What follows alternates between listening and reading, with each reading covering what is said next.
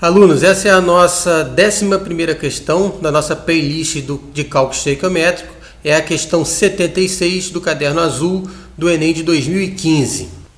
Essa questão fala sobre a galvanização, que é uma técnica utilizada para proteger estruturas de aço da corrosão. Um dos metais utilizados na galvanização é o zinco, e este metal pode ser obtido a partir de um minério chamado de esfalerita, que contém na sua composição sulfeto de zinco numa pureza de 75%. O problema nos deu as duas equações químicas envolvidas no processo de obtenção do zinco a partir da esfalerita. Está dizendo no enunciado que esse processo tem um rendimento de 80%. E a pergunta da questão é a seguinte: que valor mais próximo de massa de zinco metálico em quilogramas será produzido a partir de 100 kg de esfalerita? Aí, como sempre, agora nós vamos para os cálculos para descobrir a resposta correta. Galera, então antes de começar a resolver essa questão, vale lembrar que essa é a melhor questão do Enem para explicar casos particulares de cálculo estequiométrico, porque ela apresenta 3 casos particulares de cálculo estequiométrico. Um que é a pureza do reagente. O segundo é que o rendimento da reação não é de 100%. E o terceiro que o problema te dá duas equações, e quando ele te dá duas equações é um caso particular de reações consecutivas. Perfeito? Então temos esses 3 casos: pureza e rendimento diferente de 100% e reações consecutivas.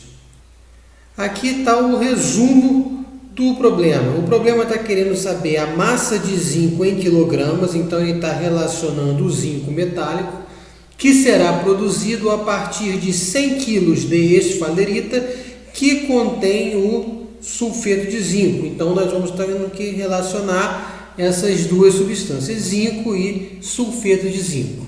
Antes de estabelecer a proporção de número de mols entre as duas substâncias envolvidas no enunciado, eu preciso descobrir qual é a substância que aparece como produto na primeira equação e como reagente na segunda equação, que no caso dessa questão é o óxido de zinco.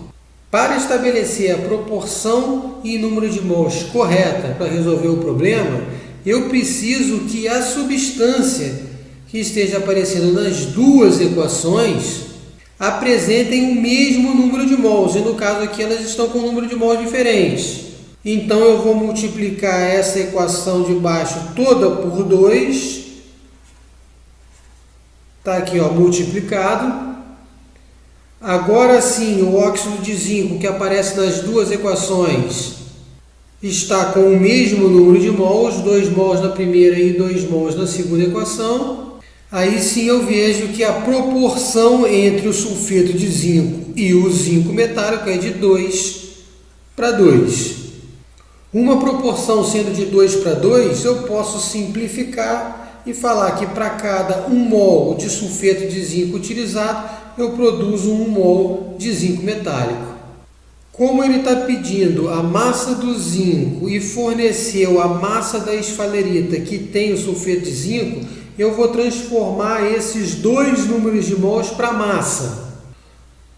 1 mol de sulfeto de zinco corresponde a 97 gramas e 1 mol de zinco metálico corresponde a 65 gramas.